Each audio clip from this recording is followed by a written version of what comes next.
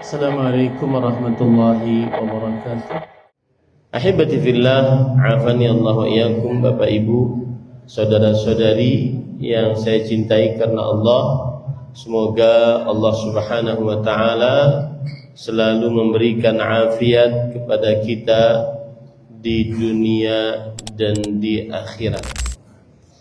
Pada kesempatan kali ini kita ingin membahas adab-adab penuntut ilmu, dan adab ini saya ambilkan dari kitab Adabu Talibil Ilm yang ditulis oleh Fadilat Asy-Syaikh Dr. Abdul Muhsin bin Muhammad Al-Qasim, Imam dan Khatib Al-Masjid An-Nabawi. Sebelum kita masuk kepada adab-adab dalam penuntut ilmu, maka saya ingin menyebutkan pentingnya ilmu agama. Pentingnya ilmu agama, agar kita semangat belajar ilmu agama. Yang pertama, pentingnya ilmu agama, bahwa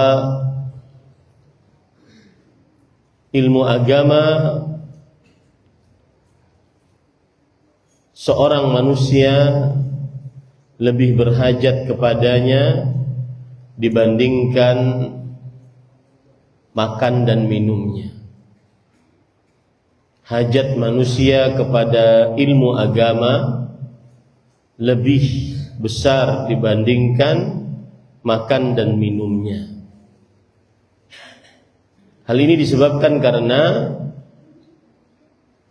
seseorang makan dan minum minimal 2 kali atau 1 kali, maksimal 3 kali atau 4 kali, tidak lebih dari itu sehari semalam. Adapun hajatnya kepada ilmu agama, maka dalam seluruh aspek kehidupannya dia memerlukan dan berhajat kepada ilmu agama, baik dalam urusan akidah, keyakinan hati terhadap keimanan kepada Allah dan seluruh rukun iman, atau yang berkaitan dengan ibadah, pengabdian diri kepada Allah seperti sholat, puasa, zakat, haji, dan ibadah-ibadah lainnya, atau dalam perihal muamalah, hubungan antar sesama makhluk, seperti hubungan antara orang tua anak, kemudian hubungan antara adik kakak, suami istri, dan para kerabat, hubungan dengan tetangga, hubungan antara murid dan guru, permasalahan pernikahan, permasalahan simpan pinjam, jual beli, hutang piutang. Itu semua memerlukan ilmu agama. Atau permasalahan yang berkaitan dengan adab dan akhlak, seperti adab makan, adab minum, adab tidur, adab berbicara, adab bermajlis, adab duduk, adab berjalan, atau akhlak, sifat-sifat yang tertanam di dalam qalbu. Apa saja akhlak-akhlak seorang muslim, ini semua dihajatkan kepadanya ilmu agama. Kemudian juga ilmu agama, seorang manusia berhajat kepadanya selama dia bernafas. Karena tanpa ilmu agama maka seseorang tidak akan bisa hidup dengan benar sesuai dengan yang diridhai oleh Allah Subhanahu wa taala. Dari sinilah pentingnya ilmu agama, bahwa ilmu agama diperlukan oleh manusia lebih daripada memerlukan makan dan minum. Perhatikan perkataan Imam Ahmad rahimahullah dalam kitab beliau Madarijus Salikin. An-nasu ilal ilm ahwaju minhum ila at-ta'ami wasyarab. لأن الرجل يحتاج إلى العلم إلى الطعام والشراب في اليوم مرة أو مرتين وحاجاته إلى العلم بعدد أنفاسه.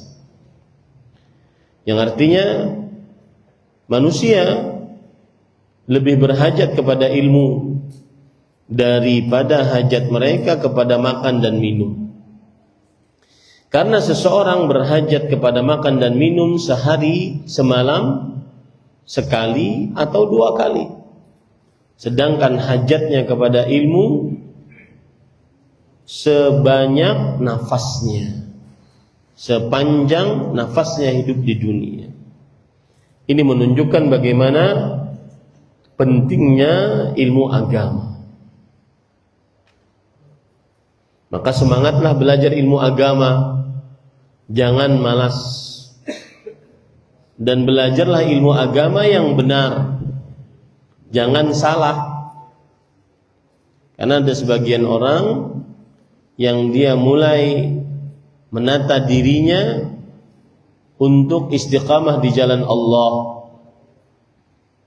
yang disebut dengan hijrah. Tapi kemudian dia malas, atau dia menurun semangatnya. Hal ini disebabkan karena hijrahnya tidak diisi dengan ilmu agama, atau mengisi ilmu agama dengan cara yang keliru, sehingga tidak menghasilkan yang maksimal. Akhirnya futur, lemah, karena salah di dalam belajar ilmu agama.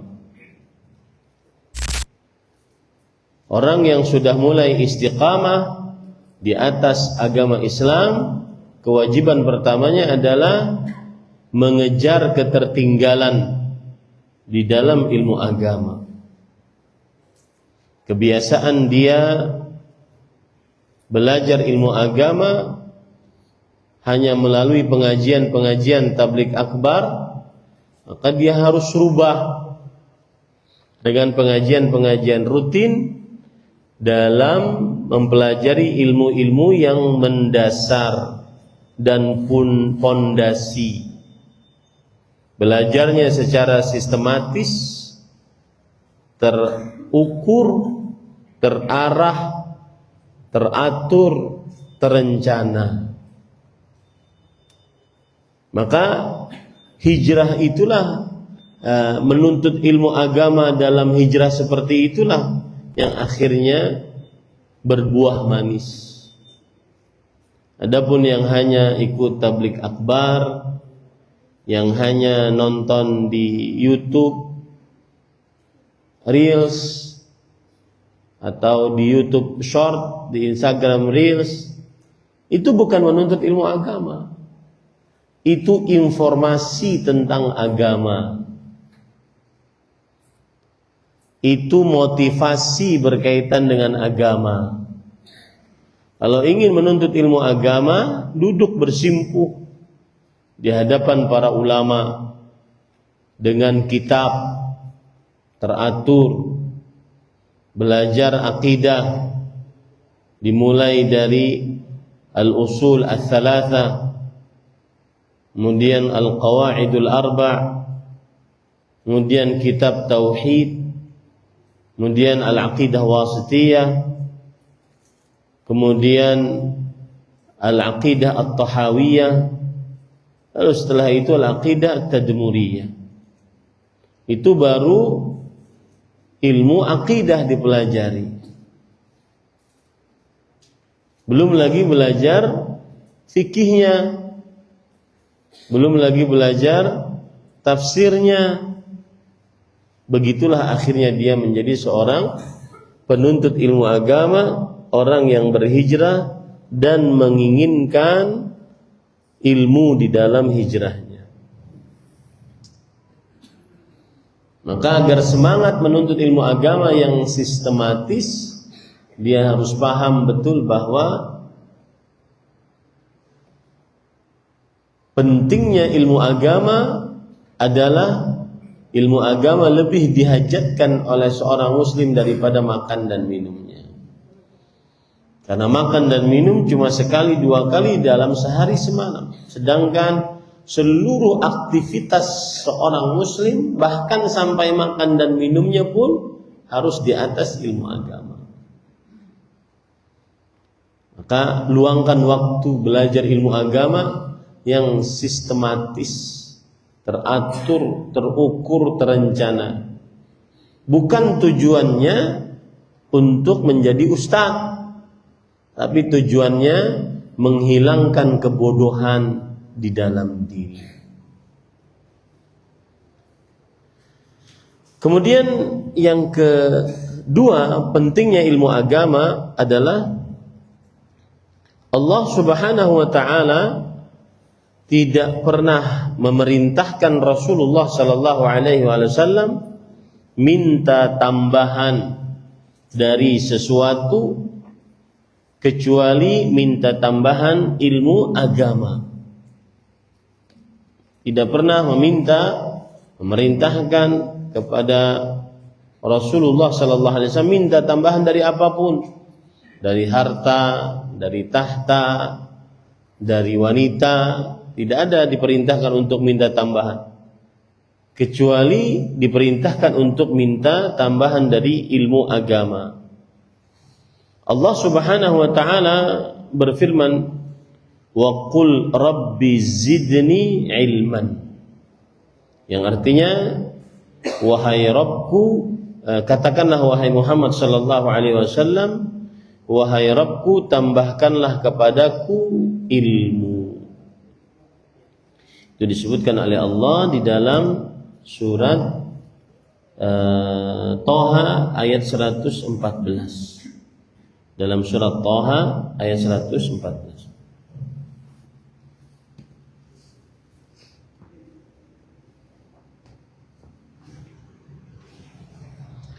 Nah, coba perhatikan penjelasan para ulama rahimahumullahu ta'ala. Di antara penjelasan yang menarik dikatakan oleh Al-Hafidh Ibnu Hajar Al-Asqalani, ulama Islam abad ke-10 Hijriah, bermadhab Syafi'i, di dalam kitab beliau yang fenomenal yaitu Fathul Bari Syarhu Sahih Al-Bukhari. Beliau mengatakan, wa qawluhu azza wa jalla wa qul rabbi zidni ilman, dan firman Allah Subhanahu wa ta'ala, wahai Muhammad sallallahu alaihi wasallam, tambahkanlah kepadaku itu ilmu, wadhihud dalalah fi fadlil ilm, jelas pendalilannya tentang keutamaan ilmu agama, pentingnya ilmu agama. Kenapa? Lianna Allah Ta'ala lam ya'mur nabiyahu sallallahu alaihi wasallam bi talabil izdiyad min syai' illa minal ilm. Karena Allah Subhanahu wa ta'ala tidak pernah memerintahkan nabinya Muhammad sallallahu alaihi wasallam untuk minta tambahan dari sesuatu apapun kecuali dari ilmu. Wal muradu bil ilmi al-ilmu asy-syar'i alladhi yufidu ma'rifata ma yajibu 'ala al-mukallaf min amri dinihi fi ibadatihi wa muamalatihi. Dan yang dimaksud dengan ilmu adalah ilmu agama yang memberikan faedah pengenalan apa saja yang diwajibkan atas seorang hamba dari perkara-perkara agamanya, dalam hal ibadah ataupun muamalah yang saya singgung tadi. Wal ilmu billahi wa sifatih, dan juga memberikan faedah pengetahuan tentang Allah, ma'rifatullah, dan sifat-sifat Allah yang kita ibadahi selama ini. Kemudian wa ma yajibu lahu minal qiyami bi amri wa tanzihi 'anil naqais, dan apa saja yang wajib bagi seorang hamba untuk dikerjakan, baik mengerjakan perintah atau menjauhi larangan. Wa madaru dzalika minat tafsir wal hadits wal fiqh, yang mana sumbernya adalah ilmu tafsir, ilmu hadis, ilmu fikih. Ini menunjukkan keutamaan ilmu agama. Maka belajarlah ilmu agama. Luangkan waktu belajar ilmu agama. Dan sekali lagi, belajar ilmu agamanya yang sistematis, teratur, terencana. Boleh ikut tabligh akbar seperti ini untuk menyemangati, boleh. Tapi ini bukan menuntut ilmu agama yang teratur, terencana, sistematis, yang mendasar, yang meletakkan pondasi-pondasi ilmu di dalam diri seorang muslim. Saya beri contoh biar mudah memahami apa yang saya maksud. Kalau orang belajar ilmu agama hanya melalui video-video pendek, reels di Instagram, short di YouTube, kemudian di TikTok dan platform-platform media sosial lainnya, maka dia tidak mempunyai dasar ilmu agama yang mumpuni. Akibatnya, apabila ada masalah baru, apalagi syubhat, dia bingung. Nanti ujung-ujungnya, Ustadz ini ada video bahaya, coba antum bantah.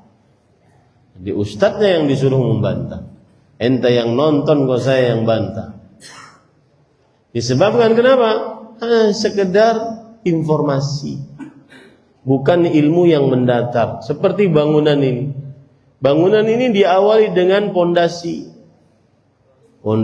sehingga dia terbangun, kemudian ada tiang, ada dinding, ada atap, terbangun, diambil manfaatnya. Begitulah menuntut ilmu agama. Boleh seseorang ikut tabligh akbar, boleh. Tetapi sekali lagi, kalau orang mengetahui atau belajar ilmu agama secara sistematis, terukur, terencana, terarah, maka dia akan mempunyai pondasi dasar. Apalagi di zaman sekarang hanya jiping, ngaji nguping. Nah, masuk telinga kanan, keluar lagi dari telinga kanan. Bahkan tidak masuk ke telinga kiri. Karena ngajinya cuma sekedar dengarkan saja. Habis itu hilang ilmunya.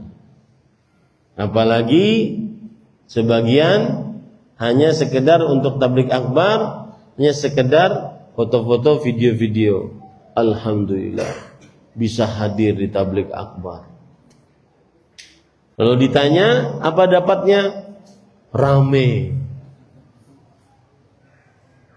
Ini keliru. Dan bukan seperti ini yang kami dapat dulu di tahun 90-an dari para ustaz-ustaz senior. Mereka ngaji pakai kitab. Dan itulah yang menghasilkan jamaah yang mumpuni ilmunya, tidak mudah terkena syubhat dan syahwat. Meskipun jamaahnya nggak jadi ustaz. Ya, belajar ilmu agama kan bukan tujuannya semata untuk jadi ustaz, tapi untuk menghilangkan kebodohan di dalamnya. Kemudian yang ketiga, pentingnya ilmu agama adalah bahwa al-ilmu sabiqul amal waladilu. Ilmu agama adalah supir untuk amal, penunjuk untuk beramal.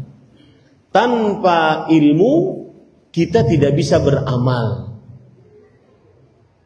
Padahal beramal adalah tujuan penciptaan kita oleh Allah Subhanahu wa taala. Allah berfirman dalam Al-Qur'an, "Wa ma khalaqatul jinna wal insa illa liya'budun." Tidaklah kuciptakan jin dan manusia melainkan supaya mereka beribadah kepadaku. Beribadah tidak bisa dikerjakan dengan segala macam jenis ibadah. Ibadah lisan, ibadah qalbu, ibadah anggota tubuh tidak bisa dikerjakan kecuali dengan ilmu agama. Ibadah rukun iman, ibadah rukun Islam tidak bisa dikerjakan kecuali dengan ilmu agama. Ya. Allah Subhanahu wa taala berfirman dalam Al-Qur'an, "Fa'lam annahu la ilaha illallah." Maka ketahuilah bahwa tidak ada ilah yang berhak diibadahi melainkan Allah Subhanahu wa taala. Surat Muhammad ayat 19. Surat Muhammad ayat 19. Ketahuilah, ketahui dulu baru mengucapkan la ilaha illallah. Di sini letak pentingnya ilmu agama. Belajar ilmu agama sebelum berbuat. Makanya Imam Al-Bukhari rahimahullah, beliau berkata berilmu, al-ilmu qabla al-qawli wal amal. Fabada'a bil ilmi qabla al-qawli wal amal. Memulai dengan ilmu sebelum berkata-kata dan sebelum berbuat. Ini 3 poin minimal pentingnya ilmu agama. 3 poin minimal pentingnya ilmu agama. Sekarang yang selanjutnya sebelum kita masuk kepada adab-adab penuntut ilmu agama, Fadilat Syekh Dr. Abdul Muhsin bin Muhammad Al-Qasim rahimahullah menyebutkan keutamaan menuntut ilmu agama. Kalau tadi pentingnya, urgensinya menuntut ilmu agama. Sekarang keutamaan menuntut ilmu agama. Apa keutamaannya? Maka jawabannya adalah menuntut ilmu agama adalah ibadah. Dan bukan sembarang ibadah, tapi ibadah yang agung. Rasul sallallahu alaihi wasallam bersabda, "Talabul ilmi fardhatun ala kulli muslim." Menuntut ilmu agama adalah kewajiban atas setiap muslim. Berkata Imam Muslim bin Ubaidillah bin Syihab Az-Zuhri, seorang tabi'i yang disebut dengan Imam Az-Zuhri. Beliau berkata, "Ma'ubidallahu bi syai'in afdhala minal ilm." Tidak pernah Allah diibadahi dengan sesuatu apapun yang lebih afdal daripada menuntut ilmu agama. Artinya di sana banyak ibadah. Tidak pernah ada Allah diibadahi dengan ibadah apapun yang lebih afdal daripada ilmu agama. Imam Muhammad bin Idris Asy-Syafi'i, Imam Syafi'i berkata, "Laisa syai'un afdala ba'da al-fardhah min talabil ilm." Tidak ada sesuatu apapun yang lebih afdal setelah mengerjakan amalan wajib daripada menuntut ilmu agama. Menuntut ilmu agama keistimewaannya dia adalah ibadah yang agung. Ibadah yang agung. Kemudian keutamaan menuntut ilmu agama juga adalah dengan menuntut ilmu agama seseorang akan lebih mengenal Allah. Dan jika lebih mengenal Allah, maka keimanannya lebih sempurna. Kenapa sebagian orang bermaksiat saat sendirian? Karena dia tidak mengenal Allah. dengan pengenalan yang sempurna. Akhirnya dia bermaksiat saat ini. Beda dengan orang yang menimba ilmu agama.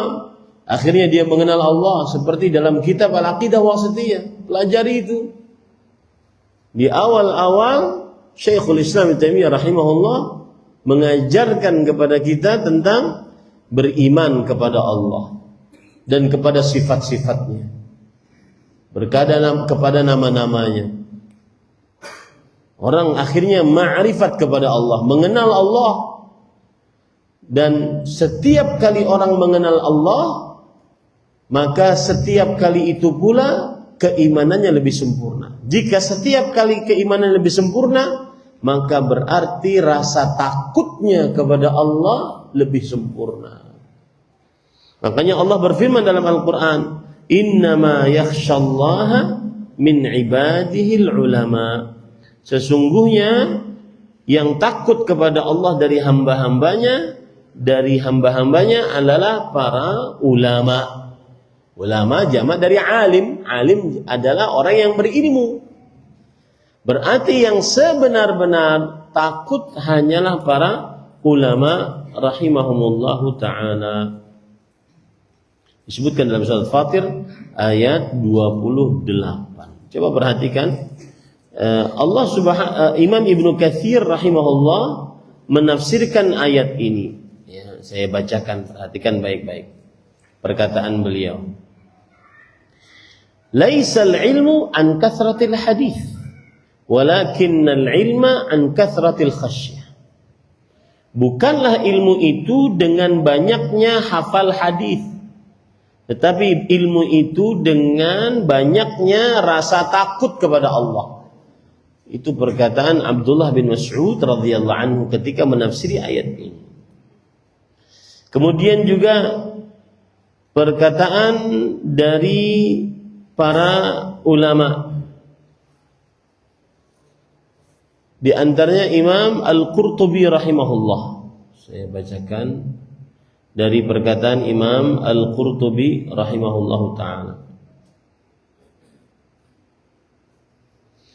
Kullama kanatil ma'rifatu billahi atam kana al-khasyatu akmal. Setiap kali ilmu tentang Allah sempurna di dalam dirinya, berarti rasa takutnya lebih sempurna kepada Allah. Al-faqih man khasyallah.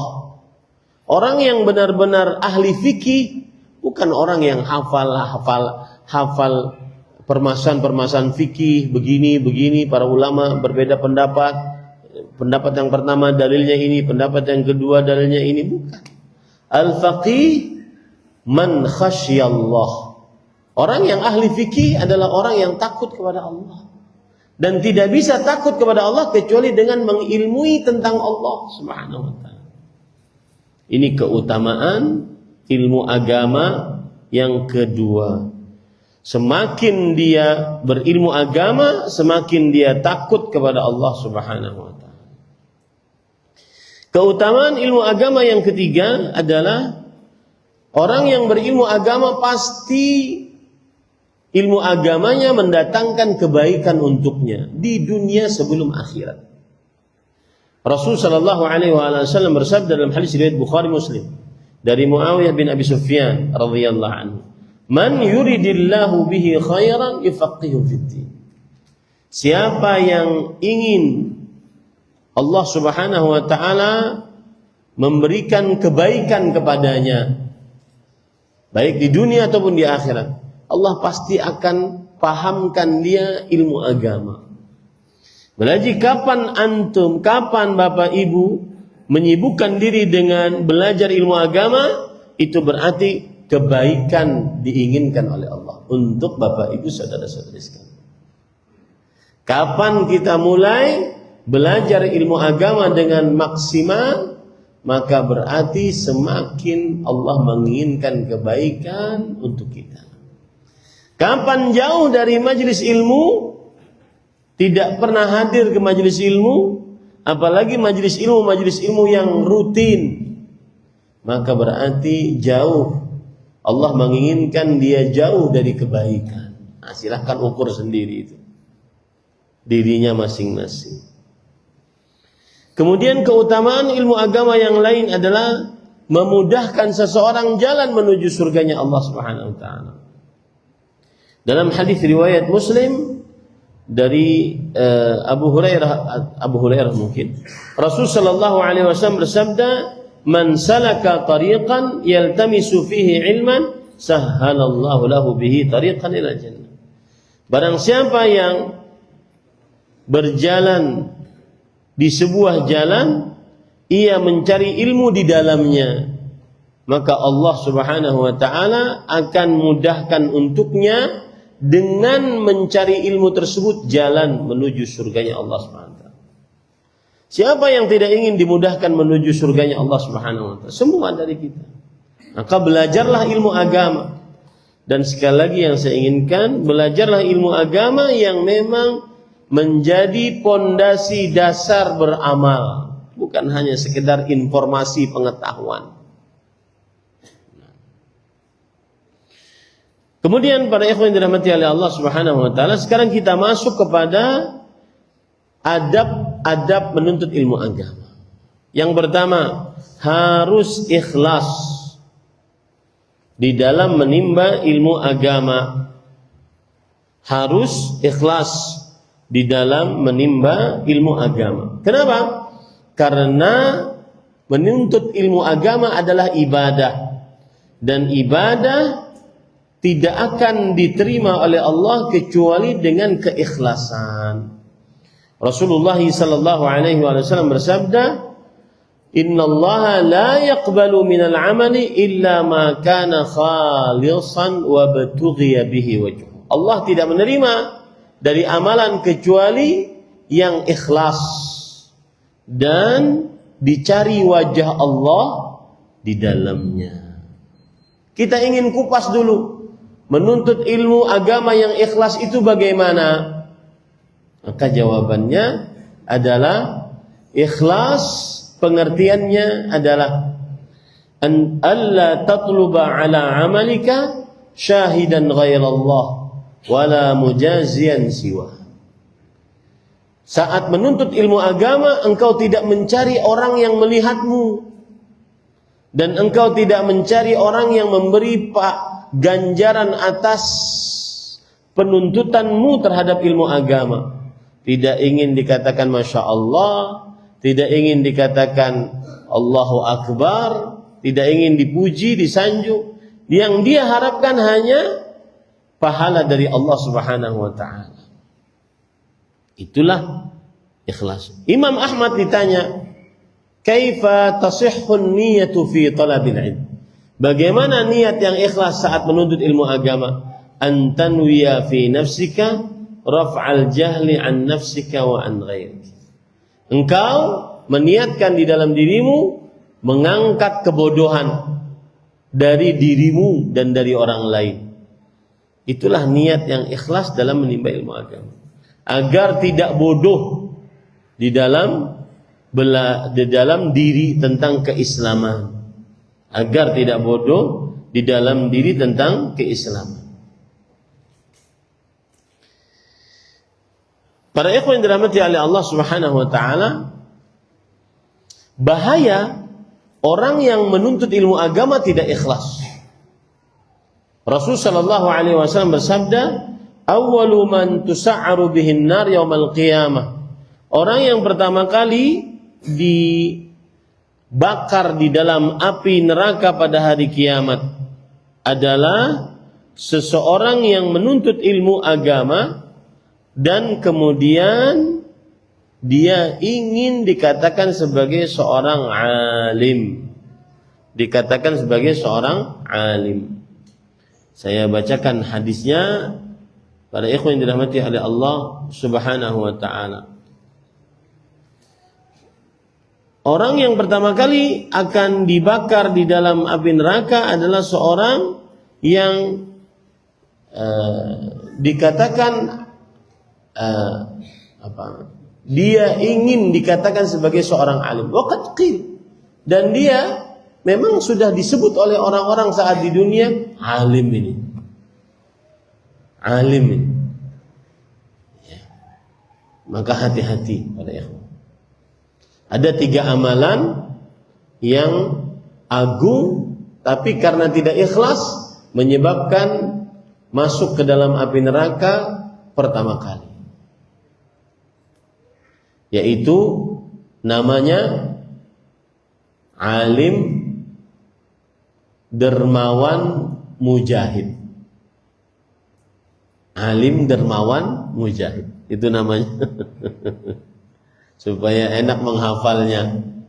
Alim dermawan mujahid. Seperti nama manusia kan. Alim dermawan mujahid. Artinya si alim, si dermawan dan si mujahid. Alim dermawan mujahid. Apabila tidak ikhlas dalam 3 amal ibadah ini, maka tidak akan diterima oleh Allah. Bahkan bukan hanya sekedar tidak diterima, dia menyebabkan pertama kali masuk ke dalam nerakanya Allah Subhanahu wa taala. Sebelum orang lain dibakar dalam neraka, dia dulu. Akibat tidak ikhlas. Maka hati-hati para ikhwan yang dirahmati oleh Allah Subhanahu wa taala. Itu adab yang pertama. Dan salah satu azan dulu. Coba kita baca azan terlebih dahulu.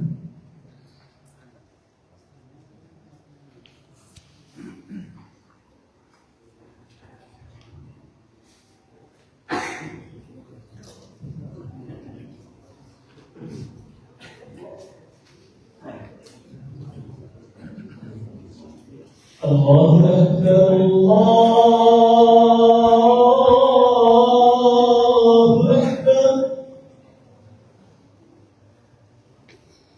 Allahu Akbar, Allahu Akbar.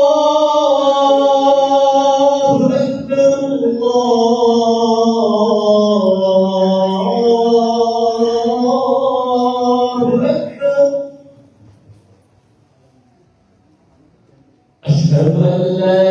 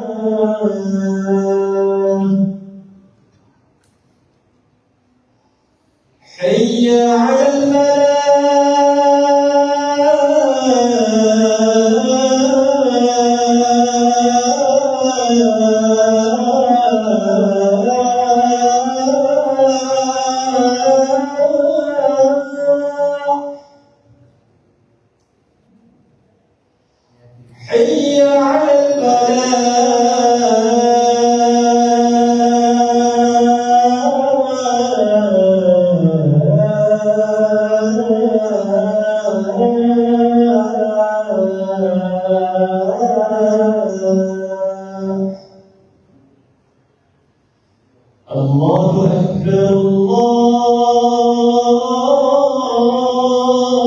Akbar. La ilaha illallah.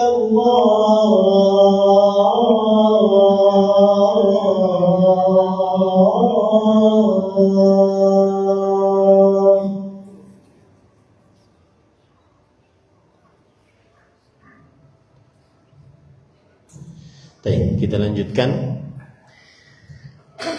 Kemudian poin terakhir yang berkaitan dengan adab yang pertama, yaitu keikhlasan. Tanda orang tidak ikhlas dalam belajar ilmu agama, di antaranya adalah sebagaimana disebutkan oleh Rasulullah sallallahu alaihi wasallam dalam hadis yang diriwayatkan oleh Imam Ibnu Majah. Man talabal ilma liyumariya bihi sufaha. Siapa yang menuntut ilmu agar menghinakan orang bodoh. Aw liyubahiya bihil ulama, atau membanggakan diri di hadapan para ulama. Aw liyasrifa wujuhan nas ilaihi, atau agar orang-orang menoleh kepadanya. Kalau di zaman sekarang, agar dikatakan Masya Allah, agar dikasih jempol, agar dikasih like, adkhalahullahu an-nar, maka Allah akan masukkannya ke dalam neraka. 3 ini tanda orang tidak ikhlas dalam belajar ilmu agama. Ingin merendahkan orang lain, ingin membantah-bantah, membanggakan diri di hadapan para ulama, ingin agar orang lain menoleh kepadanya, menganggap dia sebagai ahli ilmu agama,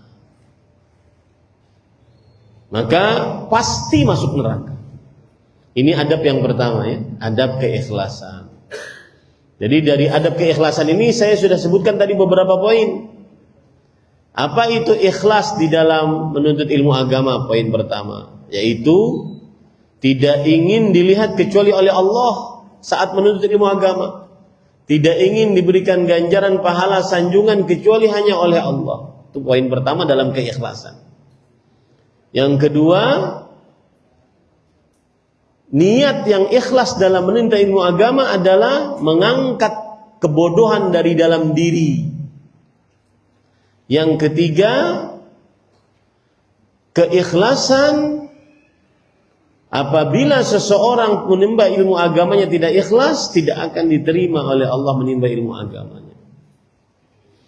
Yang keempat, hati-hati kalau tidak ikhlas dalam menimba ilmu agama, maka dia termasuk dari salah satu dari 3 orang yang pertama kali dibakar dalam neraka jahanam. Siapa tadi namanya? Alim, dermawan, mujahid. Alim, dermawan, mujahid. Ya.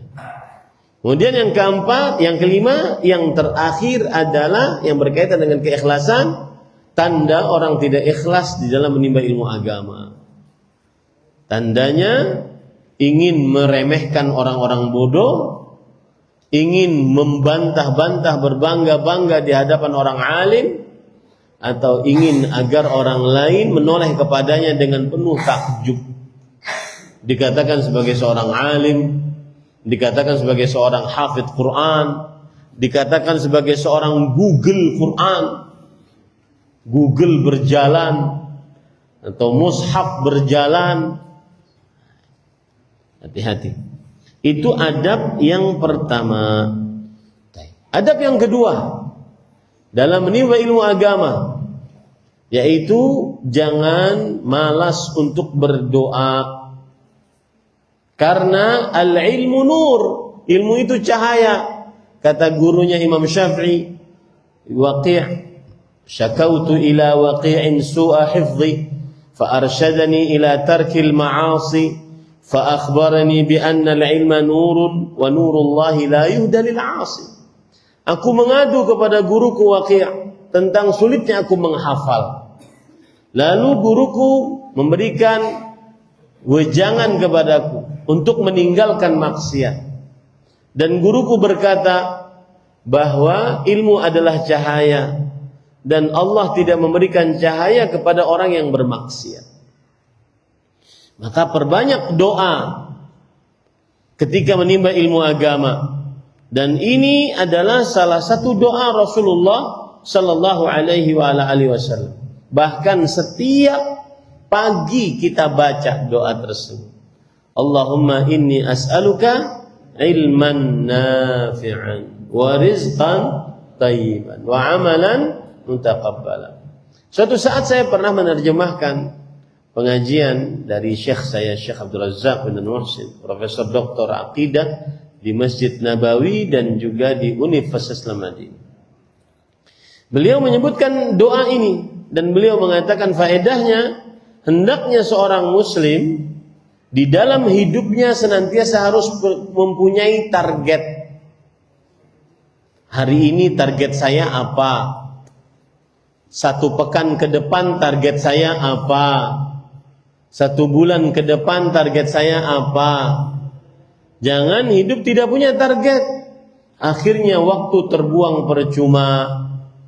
Apalagi dibuang percuma hanya dengan scroll-scroll di media sosial yang tidak mendatangkan manfaat, bahkan cenderung dosa dan maksiat.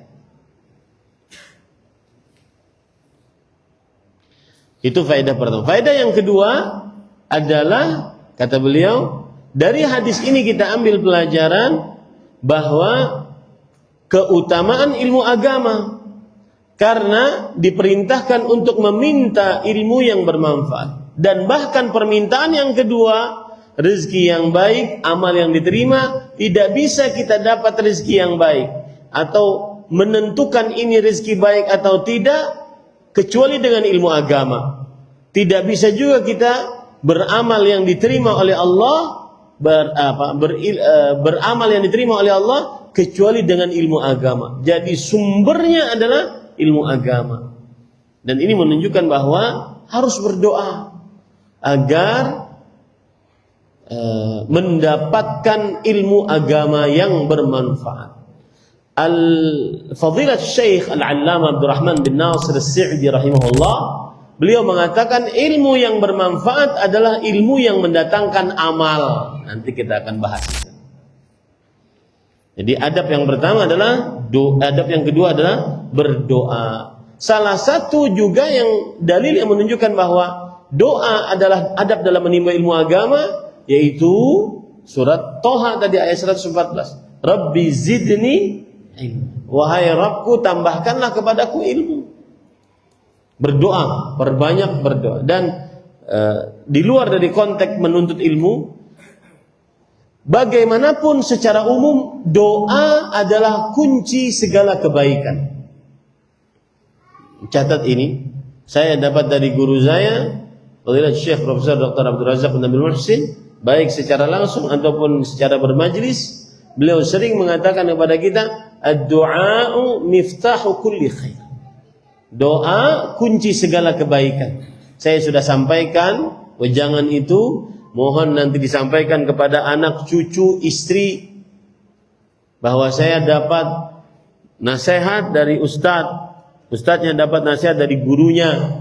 Ad-du'a miftahu. Doa kunci segala kebaikan. Apa saja berdoa kepada Allah. Rasul sallallahu alaihi wasallam bersabda, "Laisa syai'un akrama 'ala Allah min ad-du'a." Tidak ada sesuatu yang paling mulia di sisi Allah dibandingkan berdoa. Para ulama menjelaskan kenapa berdoa paling mulia di sisi Allah. Lianna, kata Imam Asy-Syaukani, ulama Islam abad ke-11 Hijriah, dalam kitab beliau Tuhfatul Dzakirin, lianna fihi izharul ajzid da'i wa quwwatil mad'u. Karena di dalam doa, baik ketika ngangkat tangan, saat sujud, itu nampak jelas lemahnya seorang hamba dan kuasanya Allah Subhanahu wa ta'ala. Dan keadaan itu yang paling disukai oleh Allah dari seorang hamba. Makanya keadaan yang paling dekat antara seorang hamba dengan Allah saat kapan? Sujud. Ketika benar-benar kita merendahkan diri di hadapan Allah dan mengagungkan Allah. Kepala kita yang selalu di atas kita letakkan di atas tanah lebih rendah daripada pantat kita, mohon maaf.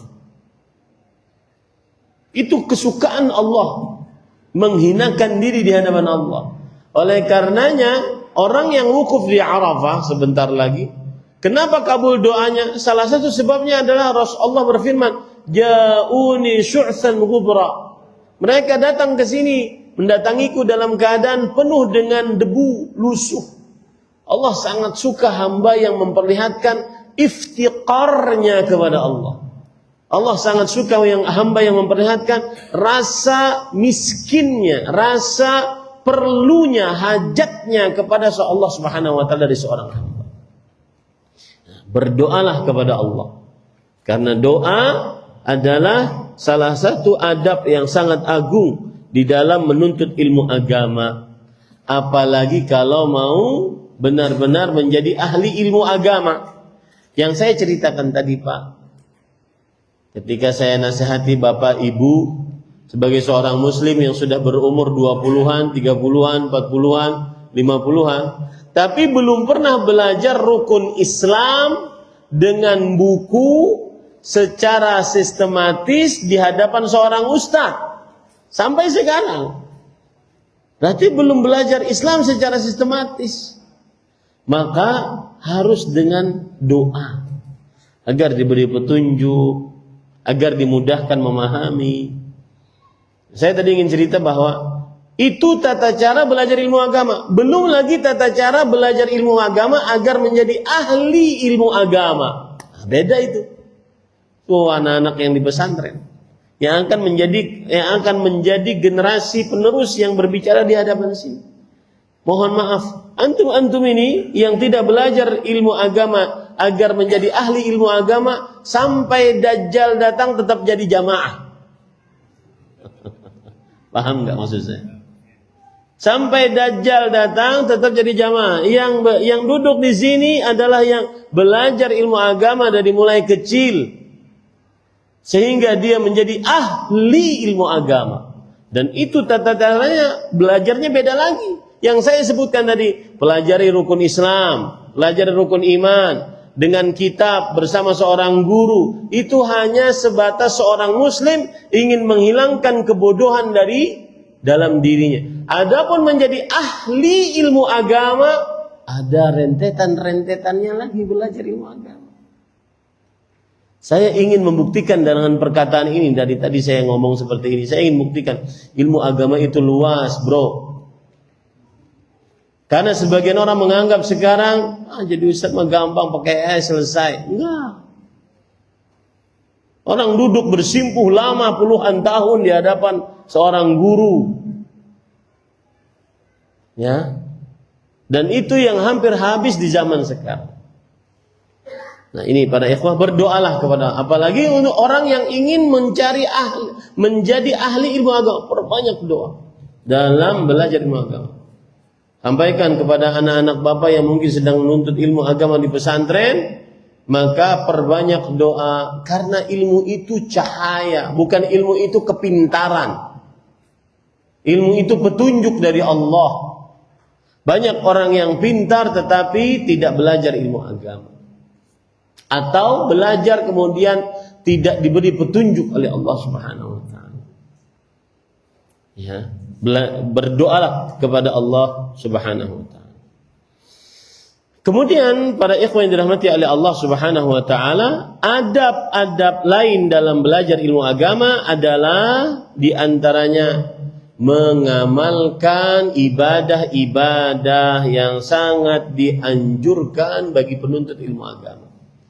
Dalam bahasa lainnya, penuntut ilmu agama harus dikenal dengan rajin beribadah.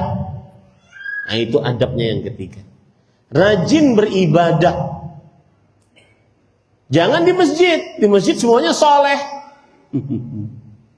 Nanti di rumah, sampai di rumah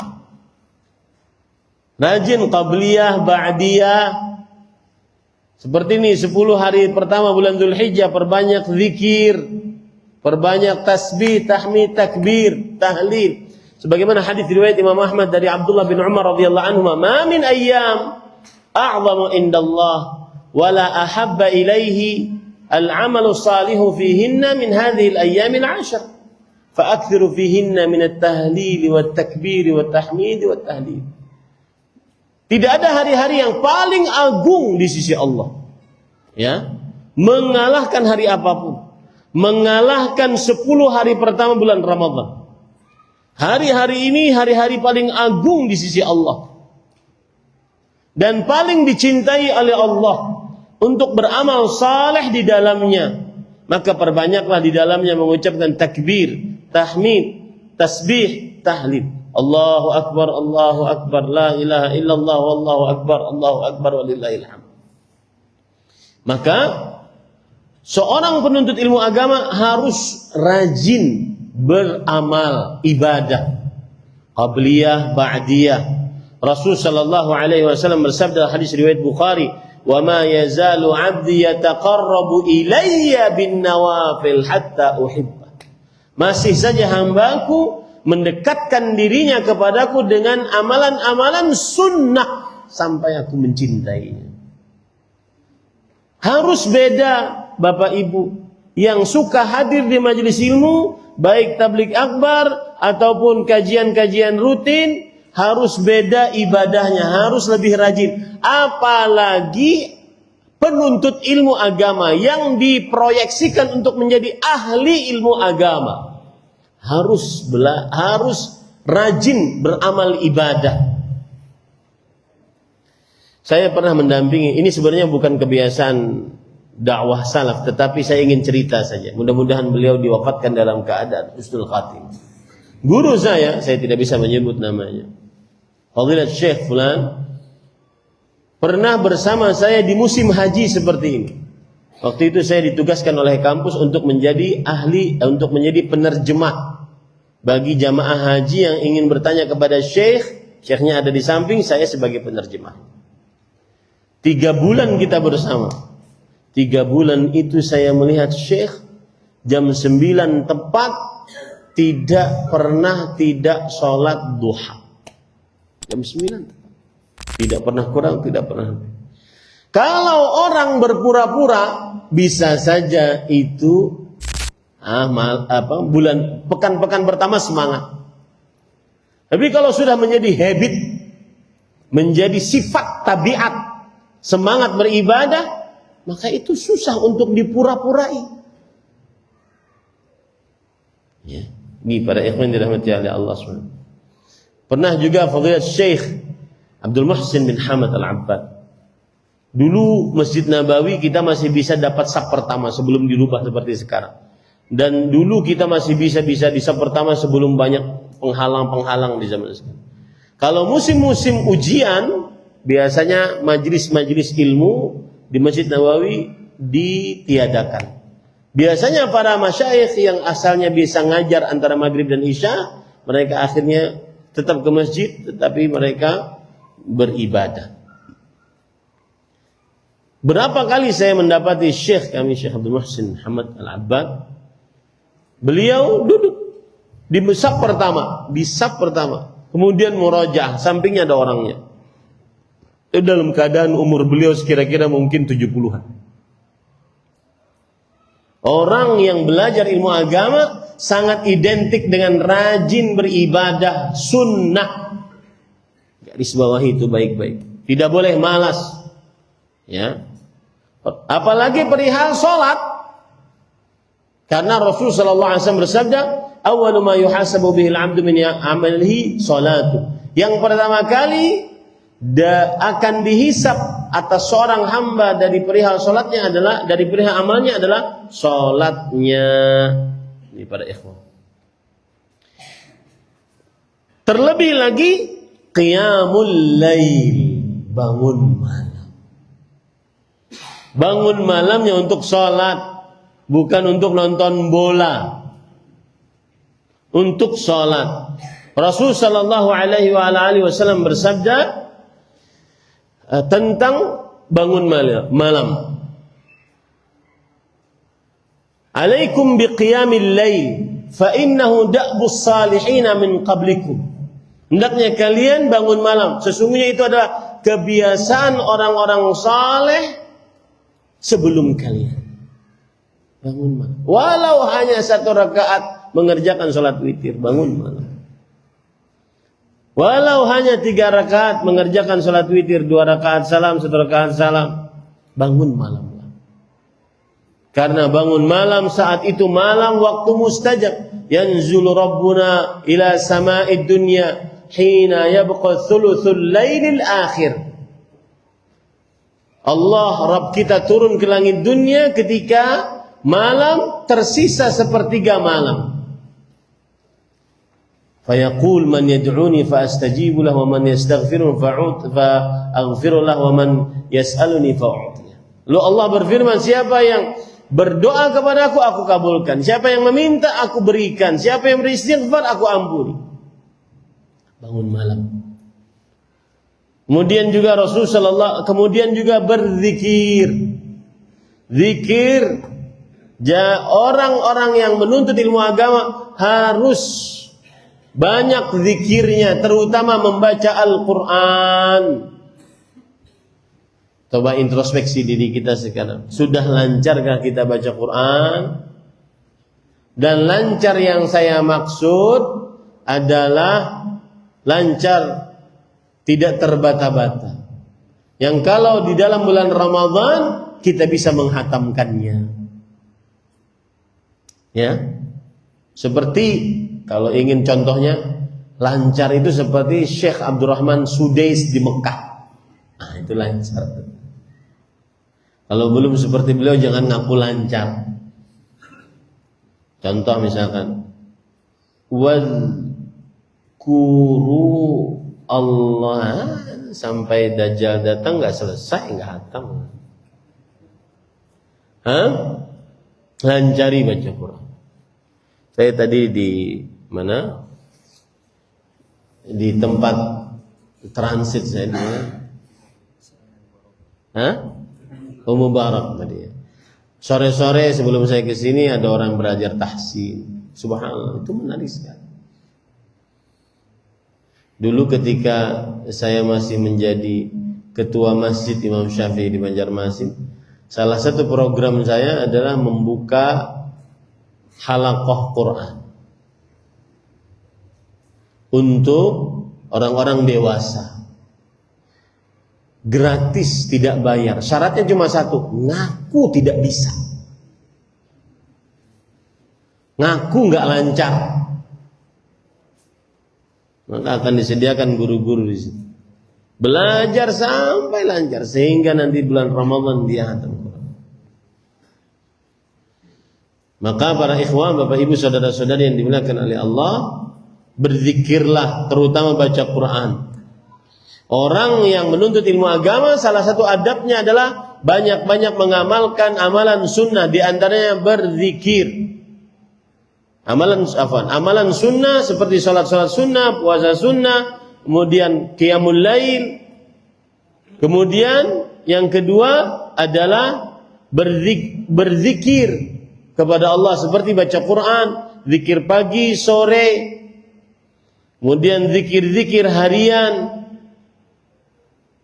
Sedikit keluar dari tema kita. Orang Arab mengatakan asy-syai' bi-syai' yuzkar, menceritakan sesuatu, ingat sesuatu. Saya kasih amalan agar mudah dicukupkan oleh Allah rezekinya. Amalan ini saya dengar dari seorang Syekh Abdul Razak bin Muslim. Beliau mengatakan, perhatikan ini baik-baik begini. Atau beliau kerjakan password dari amalan ini adalah perhatikan waktu pagimu dengan benar, atau perhatikan waktu pagimu dengan serius.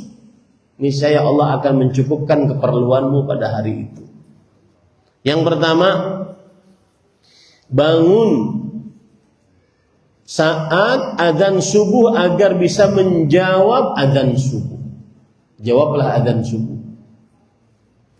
Yang kedua, berdoa setelah azan. Allahumma rabb hadhihi ad-da'wati at-tammah salatil qa'imah ati Muhammadan al-wasilata wal fadilah. Yang ketiga, salat antara azan dan iqamah subuh. Raka'atul fajr khairun minad dunya wa fiha. 2 rakaat sebelum subuh lebih baik daripada dunia dan seisi. Yang keempat, salat subuh berjamaah. Man shalla subha fi jamaah fa huwa fi dhimmatillah. Yang salat subuh berjamaah maka dia dijamin oleh Allah Subhanahu wa taala. Yang kelima, berzikir setelah salat. Yang keenam, berzikir pagi. Yang ketujuh tadi terlupakan, berdoa antara azan dan iqamah salat subuh. Ad-du'a bainal azan wal iqamah la yurad. Doa antara azan dan iqamah tidak ditolak. Saya ulangi, menjawab azan pada saat subuh, berdoa setelah azan, salat 2 rakaat sebelum salat subuh, berdoa antara azan dan iqamah, salat subuh berjamaah, kemudian mengerjakan zikir setelah salat, kemudian membaca zikir pagi di waktu pagi.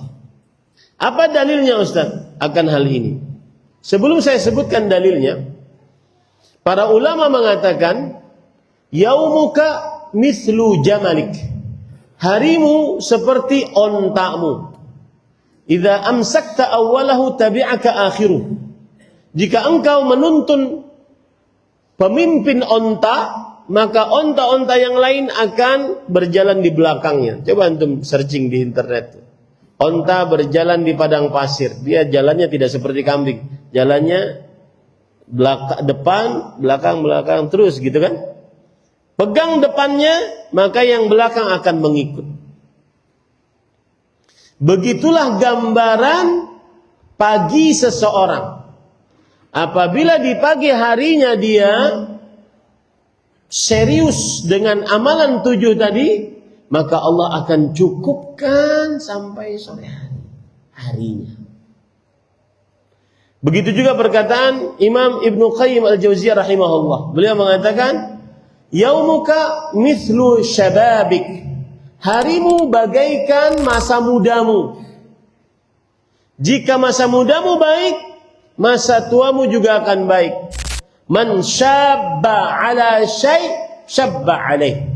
Siapa yang di masa muda terbiasa di atas sesuatu, maka dia akan terbiasa di masa tua dengan sesuatu tersebut.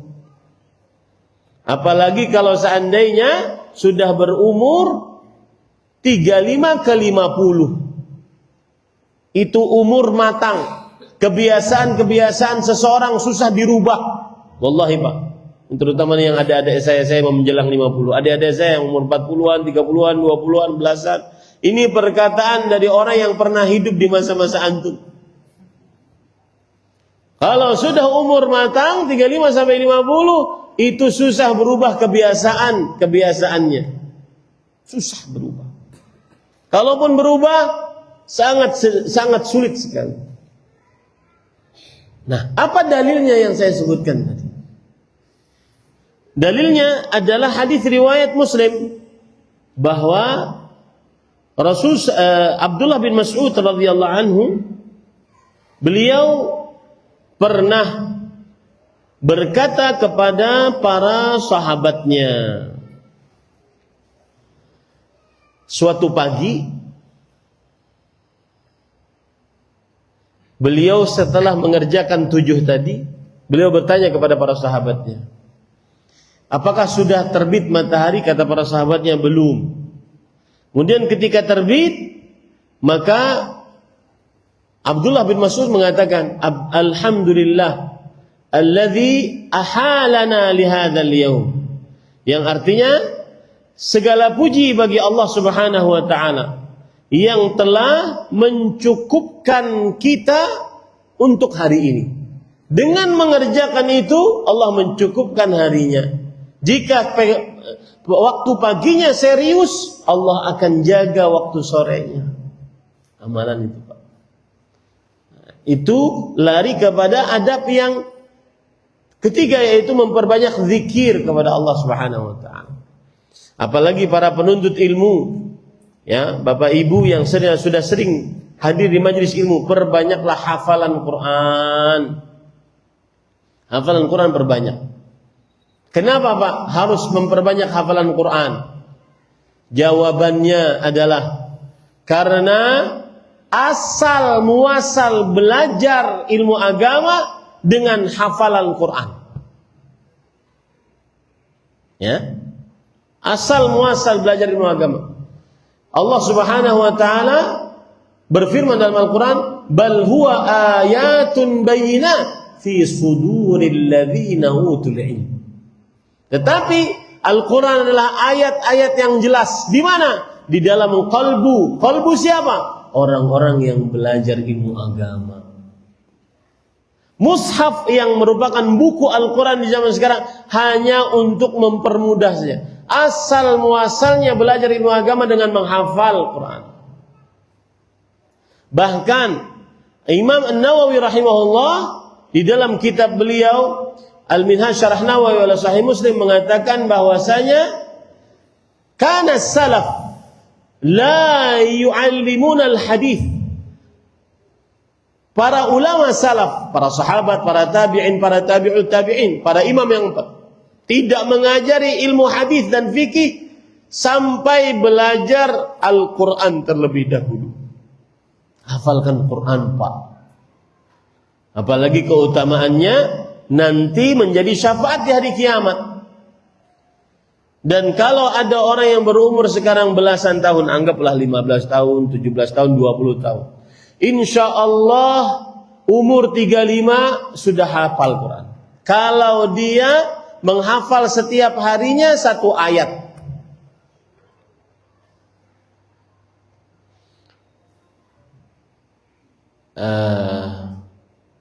Jumlah ayat dalam Al-Quran sekitar 6.300-an ayat. 6.300-an ayat. Kalau itu dibagi satu hari, dibagi satu tahun, kira-kira 17 tahun setengah lah. Hatam dia. Kalau menghafal satu hari satu ayat, bisa itu. Tidak ada waktu terlambat. Ya, perbanyak hafalan Al-Quran bagi orang yang sudah belajar ilmu agama, karena itu adab dalam menimba ilmu agama. Semestinya harus banyak hafalan Al-Quran. Ada sebagian orang yang hafalannya cuma 3 qul huwallahu ahad, qul a'udzu birabbil falaq, qul a'udzu. Tambah surat paling favorit inna a'taina. Itu pun warisan TK. Hafal Quran. Masa tidak bisa menghafal Quran sehari satu ayat? Nun. Itu satu ayat. Yasin. Satu ayat. Masa nggak bisa? Hafal Al-Quran. Itu adab dalam menimba ilmu agama. Perbanyak zikir, perbanyak hafal Quran, perbanyak baca Quran. Aneh orang yang sudah lama ngaji, duduk di majelis ilmu sering, tapi tidak lancar baca Quran. Aneh. Atau tidak banyak membaca Al-Qurannya.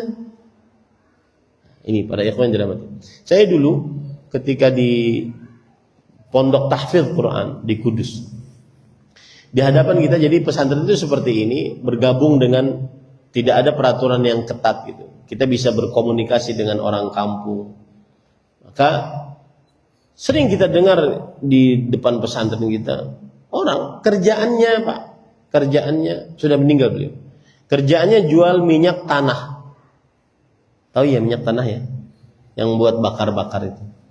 Jadi beliau kerjanya dari mulai sore, pagi jam 10 sudah keluar tuh. Sampai asar. Asar selesai, pasti pulang asar. Kemudian beliau beres-beres rumah, bla bla bla. Habis maghrib, pasti beliau setelah jamaah di masjid kita, pasti beliau duduk di depan rumahnya, baca Quran. Istiqamah. Saya pernah tanya ke beliau, berapa hatam kalau seperti ini Bapak baca Qur'annya? Kadang-kadang sebulan bisa 3 kali, bisa 4 kali. Ini para ikhwan yang dirahmati oleh Allah, baca Quran. Kadang-kadang orang yang sudah belajar agama atau sudah hijrah istilahnya, sudah mulai condong kepada agama, malah awal-awal saja semangat baca Quran.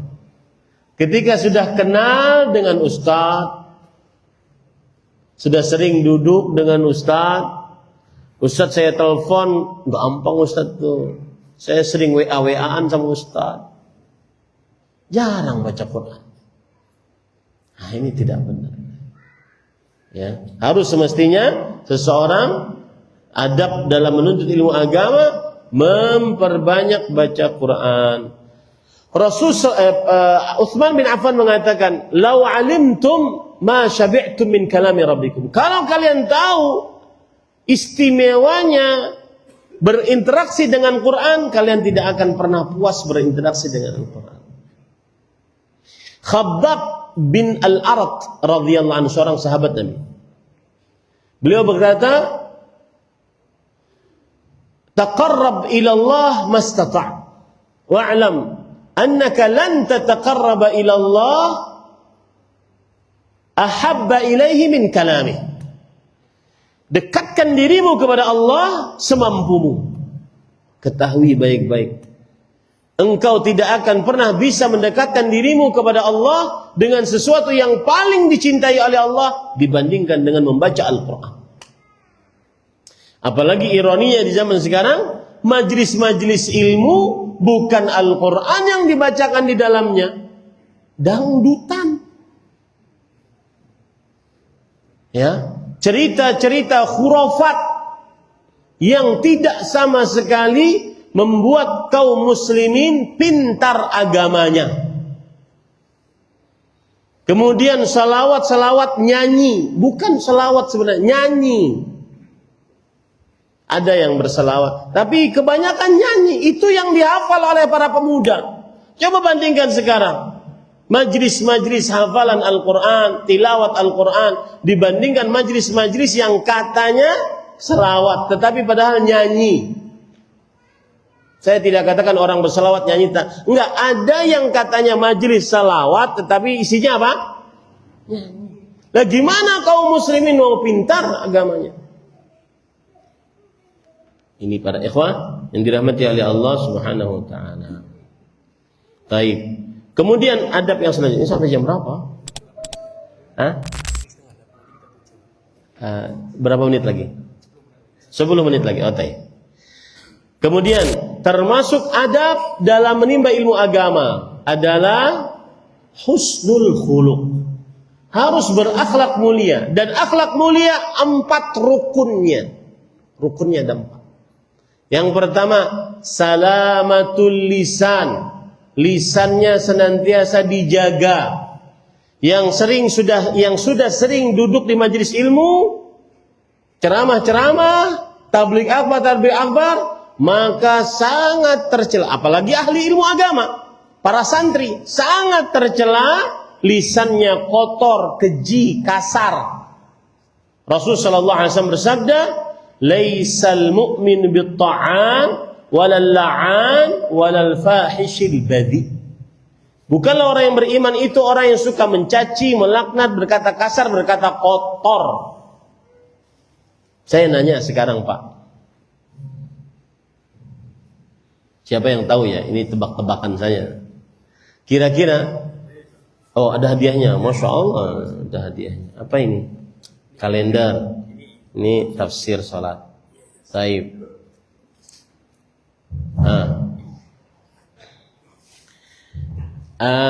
Saya nanya sekarang, anak-anak kita di rumah, misalkan bapaknya menjaga lisan, tidak berkata kasar, kotor, ibunya juga demikian, di sekolahnya juga dia dijaga.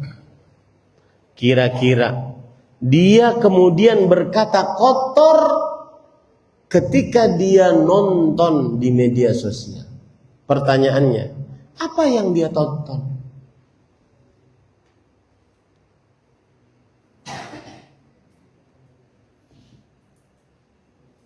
Nah, maksiat. Enggak, maksiat banyak meluas. Kenapa anak-anak itu lisannya jadi kotor saat nonton di media sosial? Entah itu platform apa media sosial. Game.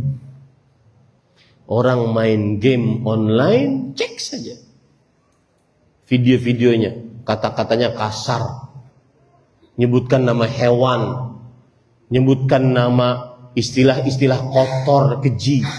Itu dari situ anak-anakmu belajar kata-kata kotor.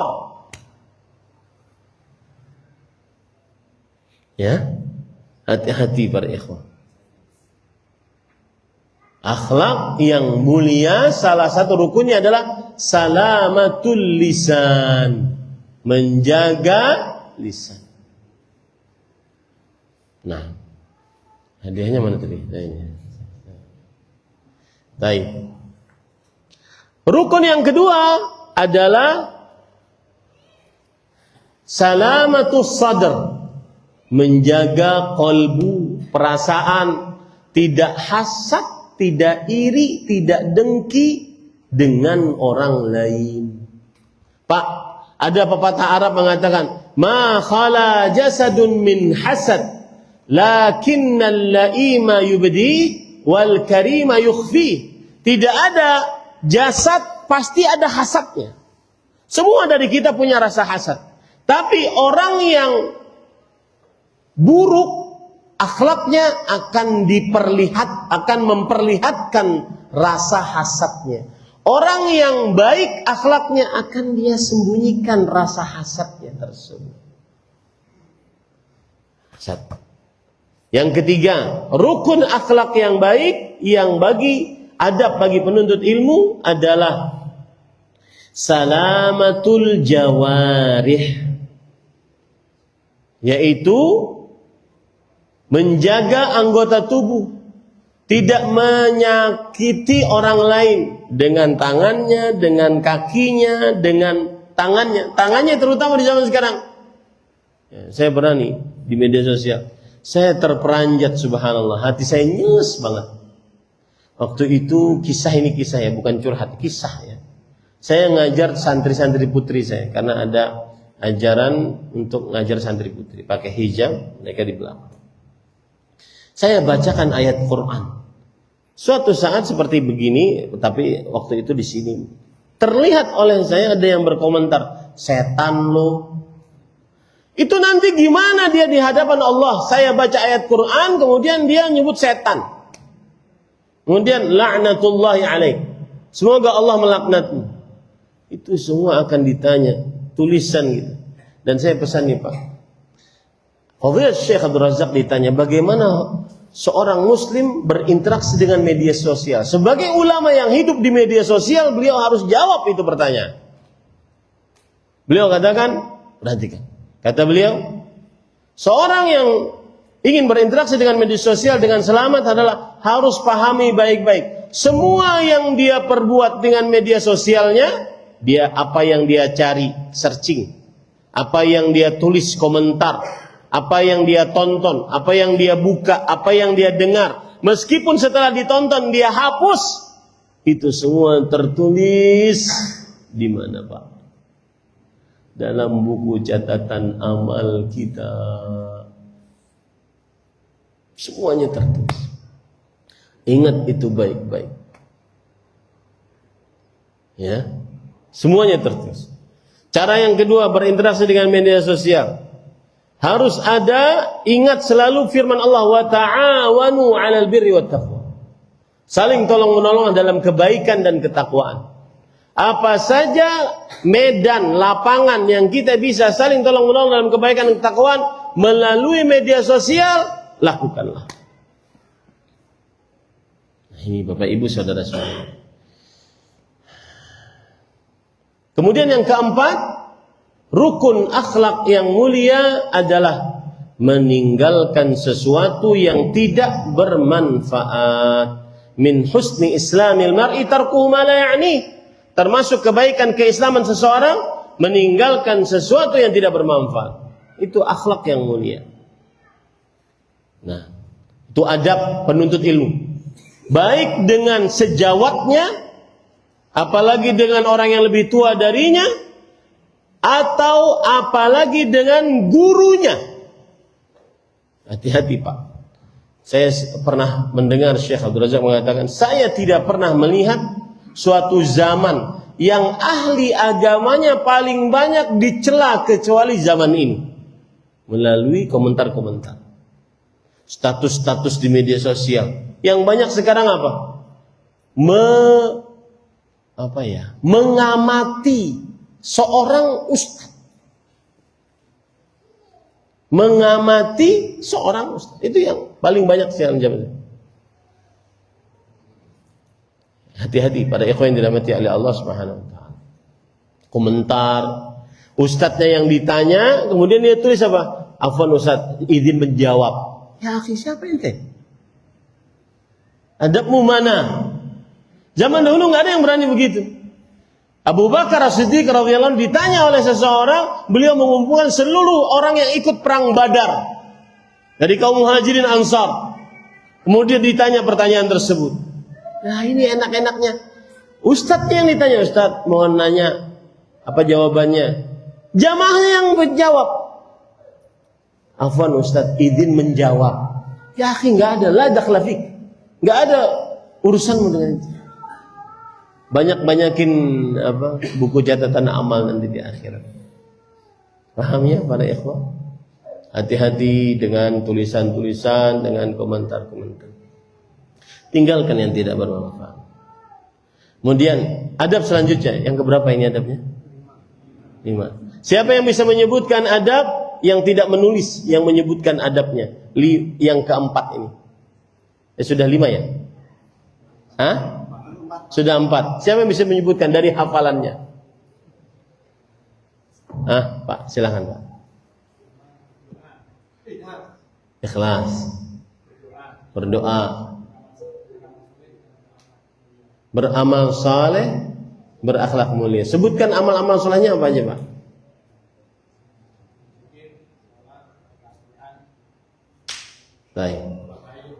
Baik. Berdoa, kemudian berakhlak mulia. Silakan. Amalan selanjutnya atau adab selanjutnya adalah jujur. Seorang penuntut ilmu, ini umum ya, yang mau jadi ahli ilmu agama ataupun yang hanya belajar ilmu agama. Saya selalu membedakan itu agar orang paham. Ustaz, apa bedanya sih santri dengan kita? Santri itu proyeksinya adalah menjadi ahli ilmu agama. Adapun yang hadir seperti ini di majelis tabligh akbar, majelis-majelis kajian rutin, itu hanya sebatas menjadi orang berilmu agama yang mengangkat kebodohan tentang dirinya. Adapun ingin jadi ahli, enggak, harus dari kecil tuh belajar. Dari kecil menghafal Quran, dari kecil masukkan pesantren, belajar ilmu agama. Itulah yang memang pantas untuk mengajari umat, memberi fatwa kepada umat. Baik.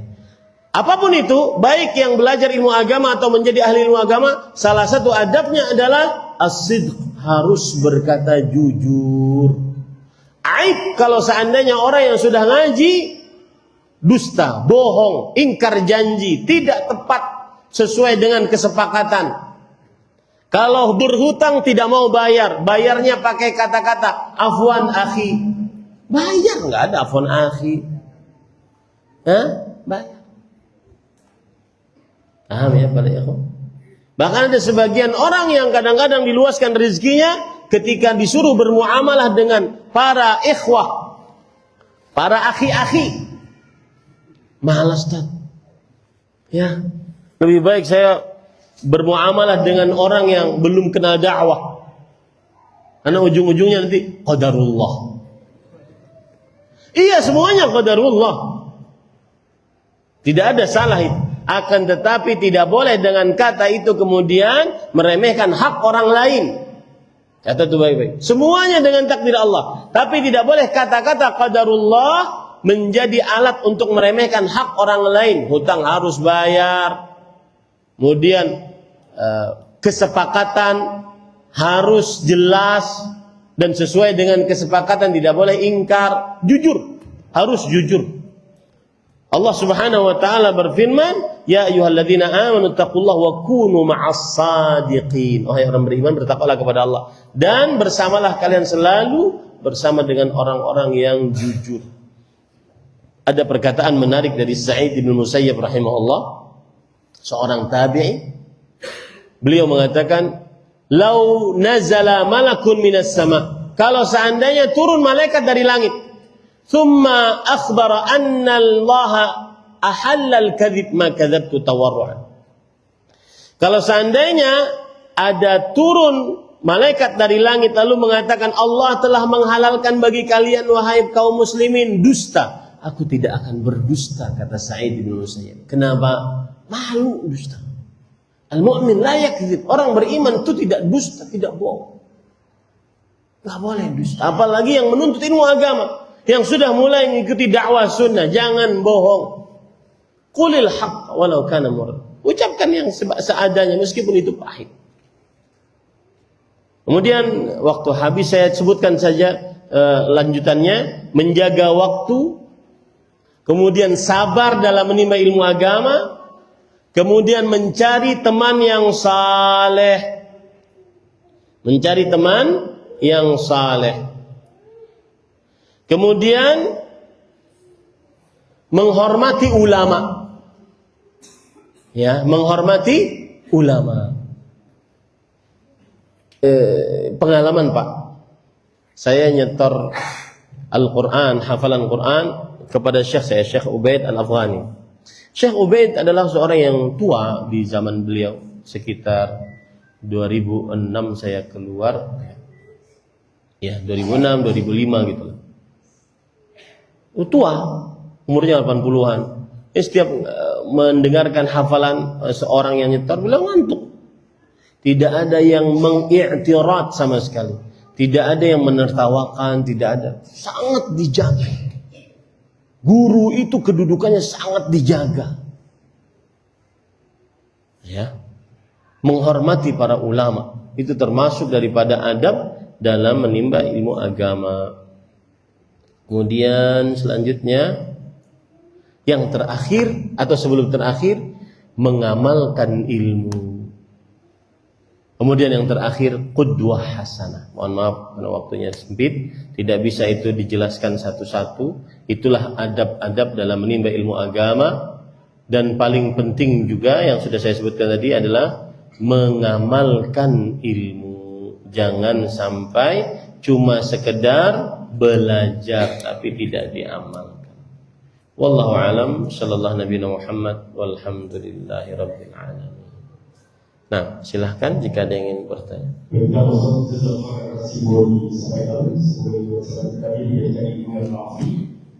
manfaat bagi kita menjadi peserta keberkahan bagi kita semua di dunia akhirat, dan semoga Allah SWT memudahkan kita untuk mengamalkan ilmu tersebut dan menjadikan kita sebagai pelajar yang terus berpahala. Jemaah di masjidnya melalui satu jam ke depan, saya kesempatan untuk yang punya pertanyaan dengan putri juga bertanya. Baik, terbuka untuk pertanyaan bagi yang bukan, silakan. Waalaikumsalam. Akibat dari tidak memperhatikan adab-adab dalam ilmu, apa saja, apakah ada pengaruh dengan keberkahan dari ilmu tersebut terhadap penuntut ilmu? Apa saja akibat buruk bagi yang menuntut ilmu agama tapi tidak beradab? Jawabannya, iya, hilang keberkahan ilmunya. Saya tadi sudah singgung bahwa ilmu itu bukan hanya sekedar banyak-banyakan hafalan, banyak-banyakan tahu masalah fikih, tapi ilmu itu adalah cahaya dari Allah Subhanahu wa taala. Maka ketika seseorang tidak beradab, misalkan dia tidak ikhlas saja, maka pada saat itu tidak ada keberkahan di dalam ilmu agamanya. Dia akan banyak hafalan yang mendatangkan kesombongan. Sebagaimana Rasul sallallahu alaihi wasallam bersabda, "Al-kibru batarul haq wa ghamtun nas." Kesombongan adalah batarul haq, menolak kebenaran dan meremehkan manusia. Jadi sangat berpengaruh. Adab tersebut sangat berpengaruh terhadap ilmu agama. Pengaruh yang kedua juga adalah tidak istiqamah dalam menimba ilmu agama. Mudah futur, mudah terputus menimba ilmu agamanya. Contoh misalkan, ilmu yang tidak diamalkan. Ilmu yang tidak diamalkan. Itu membuat seseorang akhirnya putus dalam menimba ilmu agama. Ilmu yang mendatangkan kesombongan. Saya ingin belajar ilmu agama agar bisa merendahkan orang-orang yang bodoh. Nah, ini tidak benar. Akhirnya sifat sombong, ujub ada dalam dirinya, akhirnya terputus. Sebagaimana perkataan para ulama, Sa'id bin Jubair mengatakan, la yazalur rajulu 'aliman ma ta'allam. Seseorang masih saja dikatakan sebagai orang berilmu selama dia belajar. Fa idza istaghna waqtafa fa'lam annahu ajhalu ma yakun. Kalau dia mencukupkan dan merasa tidak perlu lagi belajar, dia adalah orang yang paling bodoh. Ini akibat dari tidak beradab saat menimba ilmu. Wasil bin Atha, muridnya Al-Hasan Al-Basri.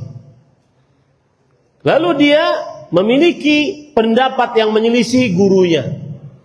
Akhirnya dia menyendiri. Akhirnya terjadilah kelompok Mu'tazilah yang lebih mengedepankan akal dibandingkan dalil.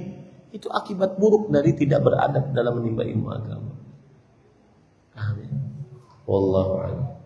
Nah, silahkan. Baik, sebelum pertanyaan kami sampaikan bahwa kajian akan kita selesaikan pada pukul 20 saja. Kita berikan saran ke Semarang. Jadi, mau satu lagi pertanyaan.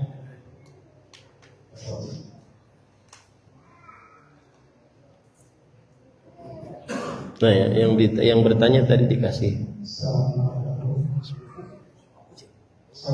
Bagaimana nasihatnya kita yang belajar agar tidak karena ada beberapa anak kadang ketika belajar sudah kita tahu dan tahu di sana itu bosan lagi membaca. Jadi bagaimana cara memberi nasihat kepada mereka?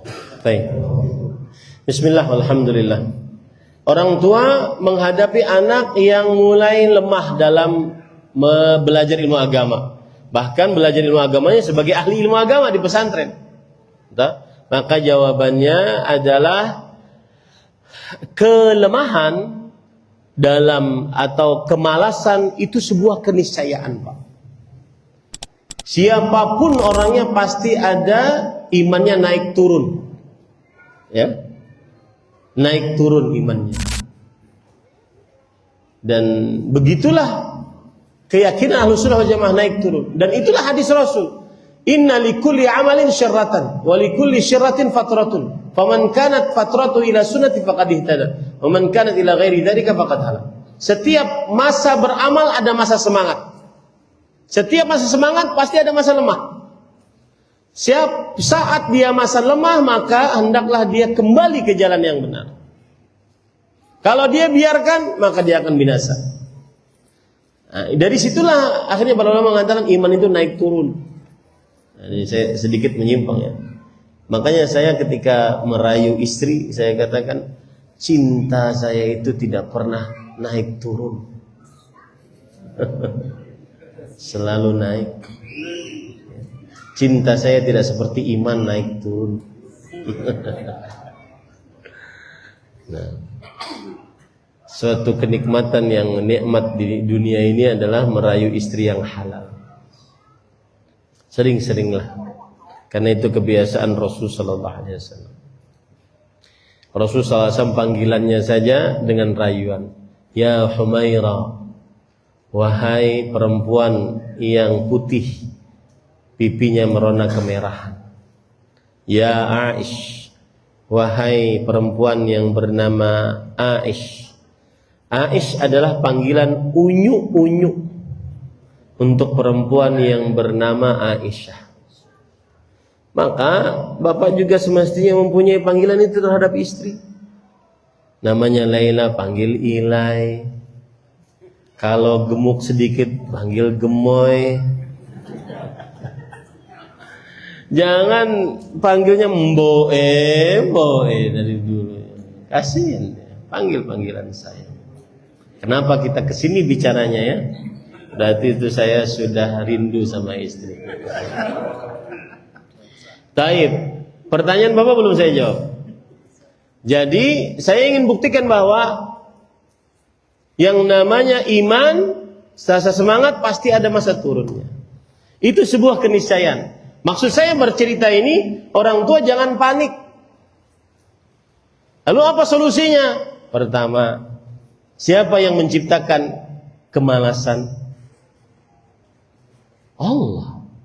Maka harus hubungi Allahnya.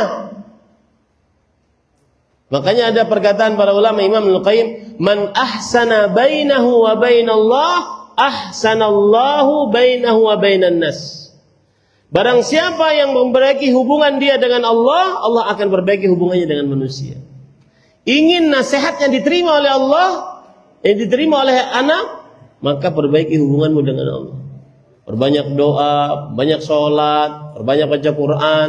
Itu sangat berpengaruh terhadap kesolehan anak. Sangat berpengaruh terhadap kesolehan anak. Ya. Investasi paling besar bagi anak bukan uang, tetapi kesolehan orang tua.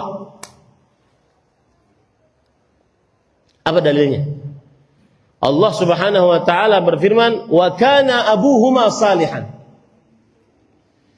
Di dalam surat Kahfi ada 4 cerita. Cerita Ashabul Kahfi, cerita 2 petani, yang satu kafir, yang satu muslim, cerita Nabi Musa dengan Nabi Khadir, cerita Raja Dzulqarnain. Kita ambil cerita yang ketiga. Nabi Khadir, yang benar namanya Khadir, bukan Haidir. Haidir teman TK saya. Ya, Khadiru namanya. Khadir, beliau adalah belajar dengan Nabi Musa, atau Nabi Musa belajar kepada Nabi Khadir. Salah satu kisahnya tentang Nabi Khadir dan Nabi Musa, Nabi Khadir alaihi salam membangun kembali sebuah rumah yang mau rubuh. Rumah itu ternyata dimiliki oleh 2 anak yatim. Anak yatim adalah anak yang meninggal bapaknya sebelum dia baligh. Nanti kalau seandainya dia baligh, maka Allah ingin agar anaknya, agar dari bawah rumah tersebut dikeluarkan emas yang disimpan oleh orang tuanya. Kenapa anak tersebut dijaga oleh Allah? Hartanya, dunianya, sebelum agamanya. Disebutkan dalam ayat, wa kana abuhuma salihan. Kedua anak tersebut, bapaknya adalah orang saleh. Kata Abdullah bin Abbas, ahli tafsir dengan sahabat, hafidha bi salahi abihima.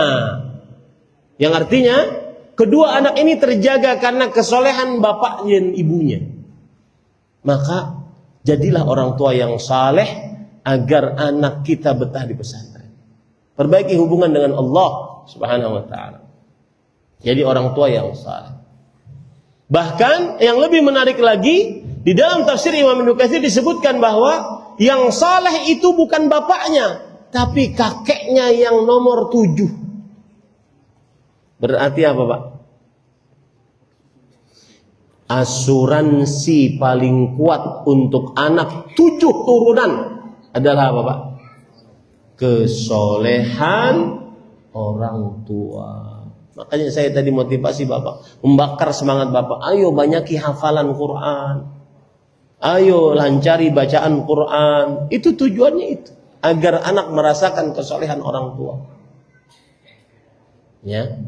Kalau orang tuanya sukanya game sampai jam 2, jam 3 malam, yang sering dikeluhkan oleh para ibu-ibu, istri-istri kalau lagi di pengajian, Ustadz tolong nasihati suami saya, tidur lama jam 1, jam 2 malam. Ngapain Bu? Main game. Padahal dia ngajinya sama Ustadz. Nah, saya yang kena ya. Gitu ya Pak. Barakallah. Nah,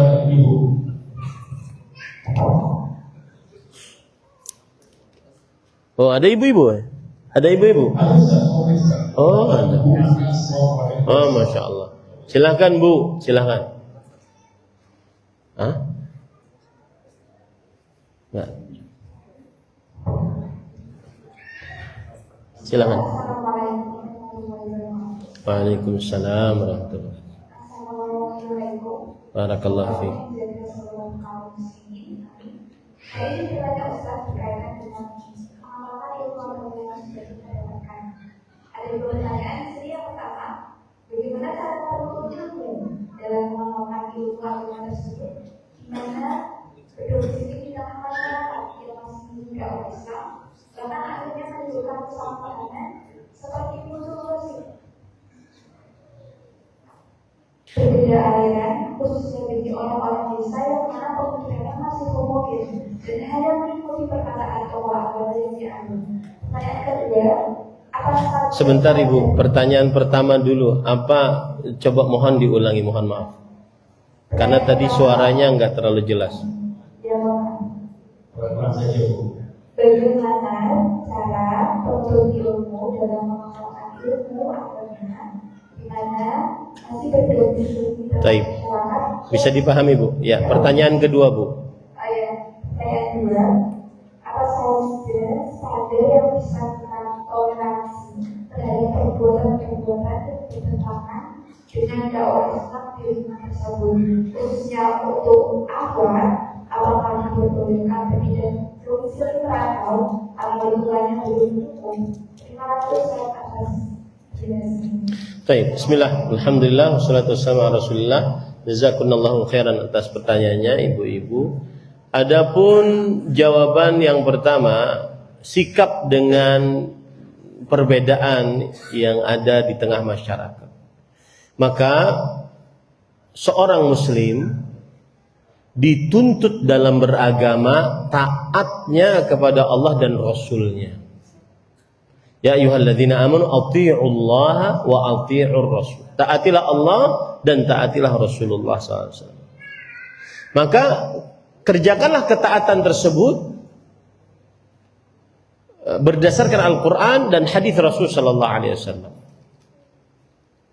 Kemudian apabila ada perbuatan-perbuatan yang mungkin belum diketahui oleh sebagian masyarakat, bahwa ini menyimpang dari ketaatan kepada Rasul, kepada Allah, maka pada saat tugas kita adalah ta'awanu 'alal birri wat taqwa. Tolong menolong dalam kebaikan dan ketakwaan. Jangan tugas kita memponis, tetapi tugas kita adalah menyampaikan kebenaran berdasarkan Al-Quran dan hadis dengan bahasa yang baik, yang santun. Tetapi tidak boleh mengatakan yang hak menjadi batil, yang batil menjadi hak demi diterima oleh orang lain. Tidak boleh. Rasul sallallahu alaihi wasallam bersabda, "Man iltamasa ridhan nas bi sakhatillah, sakhitallahu alaihi wa arda anhu nas." Siapa yang mencari keridhaan manusia, tapi Allah murka, maka nanti manusia yang ridha tadi akan murka kepadanya. Akan murka kepadanya. Maka pada saat itu nasihat saya, taatilah Allah dan taatilah Rasulullah berdasarkan Al-Quran dan hadis yang dipahami oleh para salafus saleh. Kalau dalam prakteknya nanti ada beberapa perbedaan di tengah masyarakat, maka konsepnya adalah tolong menolong dalam kebaikan ketakwaan. Bukan memponis, menjelekkan, menyesatkan, tidak. Tetapi mengajari yang benar. Tapi juga jangan sampai mengatakan yang hak batil, yang batil hak. Demi agar bisa hidup di masyarakat. Ya. Saya beri contoh mudahnya. Agar biasanya dengan contoh bisa dipahami. Contoh. Pendapat yang lebih kuat, kaki bagi perempuan adalah aurat. Kaki bagi perempuan adalah apa? Aurat. Maka pada saat itu tutuplah kaki. Karena itu adalah ajaran Al-Quran dan hadis bagi perempuan. Lalu ternyata ada tetangga kanan belakang depan, kanan kiri belakang depan, ada tetangga yang belum menutup kaki. Konsepnya adalah apa tadi? Tolong menolong, nasihat menasehat. bukan malah dimusuhi, bukan malah disesatkan, dipojokkan, bukan. Tapi nasihat dengan santun, dengan pelan, dan lebih lagi dengan ilmu agama. Ya. Contoh yang lain lagi, bermake up. Di tengah masyarakat muslimah kebanyakan Indonesia, maka make up adalah menjadi sebuah kebiasaan. Mau ke kantor bermake up, ya. Sedangkan orang-orang perempuan-perempuan yang sudah mengaji, maka mereka memahami ayat Al-Quran, wala yubdina zinatahunna. Perempuan tidak boleh memperlihatkan hiasan mereka. Hiasan ada dua, tubuhnya dan apa yang dipakainya. Yang dipakai termasuk make up. Maka pada saat itu kita kerjakan ayat tadi. Jangan sampai kita tidak mengerjakannya. Jangan sampai kita memperlihatkan hiasan kita. Kalau ada ibu-ibu lain yang mungkin belum tahu hukumnya, maka konsepnya apa tadi? Saling tolong menolong, memberi nasihat. Ya. Jangan sampai misalkan nih sekarang ada yang hadir tuh pakai make up. Ya, pakai lipstik, minyak wangi, tercium laki-laki yang bukan mahramnya, kemudian dipojokkan di majelis ilmu. Ustadz, apa hukumnya ke majelis ilmu memakai lipstik? Nah, besok-besok enggak ke majelis ilmu dia. Nah, seperti itu contohnya ya. Kemudian yang kedua adalah bagaimana seorang muslimah untuk bisa mempraktekkan Islam secara kafah. Maka dia harus belajar ilmu agama, lalu dia menegakkan ilmu agama tersebut di dalam dirinya. Contoh misalkan safar tadi tanpa mahram, merantau. Maka dia harus tidak boleh bersafar kecuali dengan mahramnya.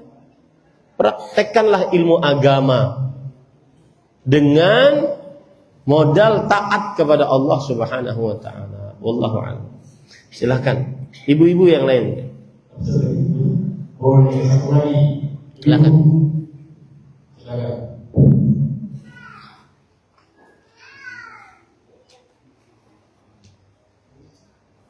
Silakan ibu. Boleh kasih kesempatan lagi satu pertanyaan ibu-ibu.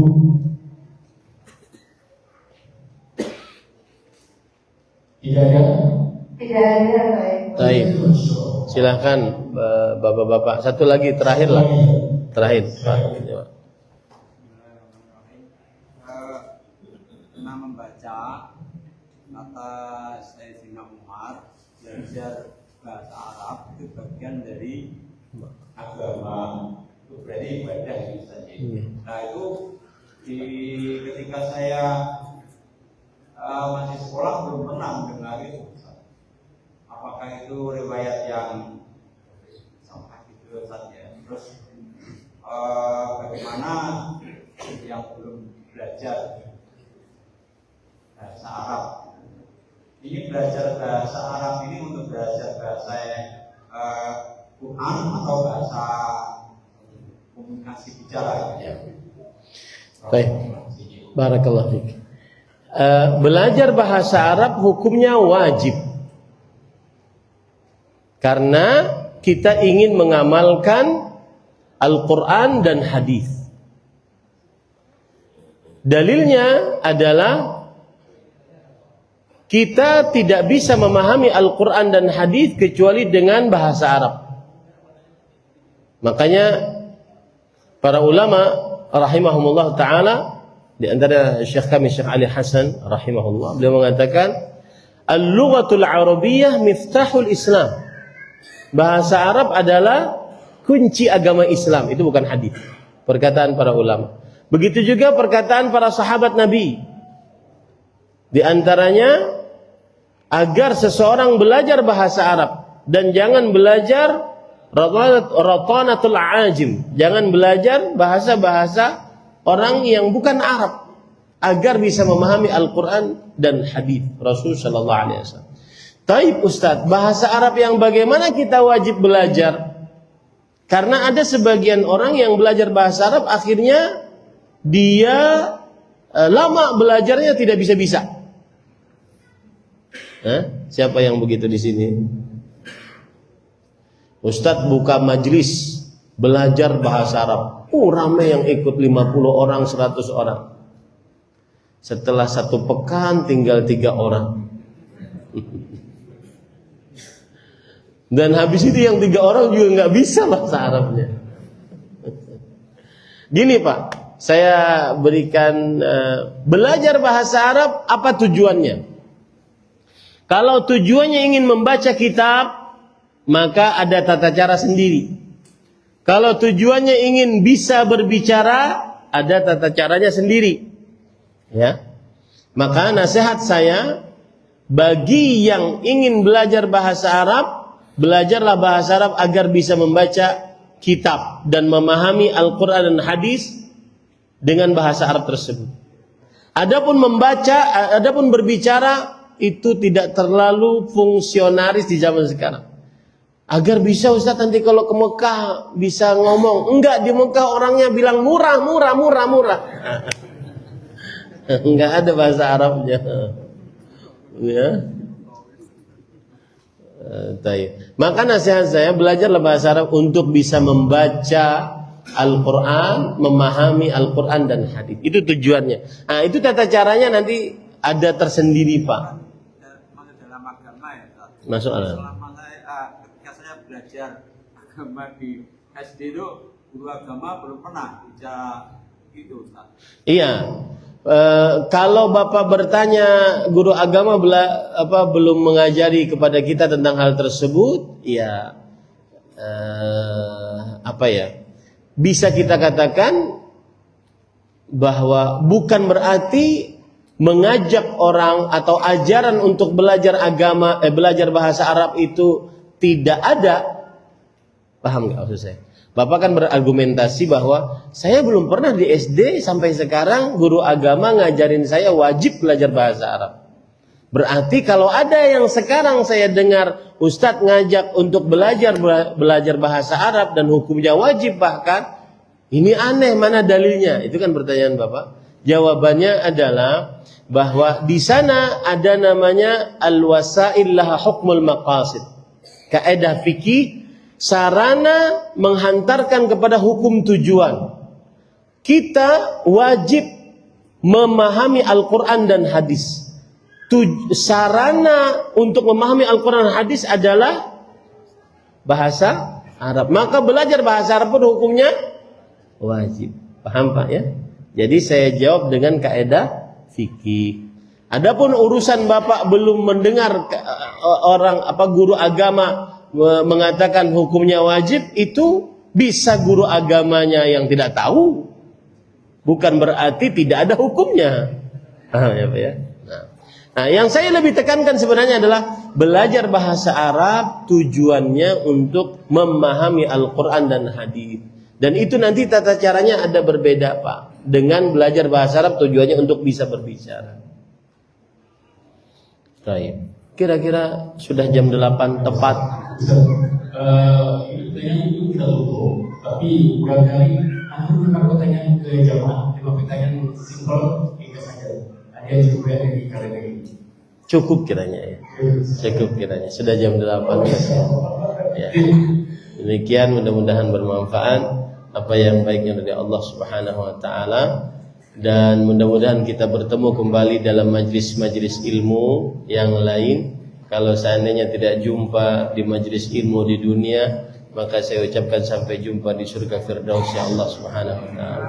Subhanakallahumma hamdika asyhadu an la ilaha illa anta astaghfiruka wa atubu ilaik. Wassalamualaikum warahmatullahi wabarakatuh.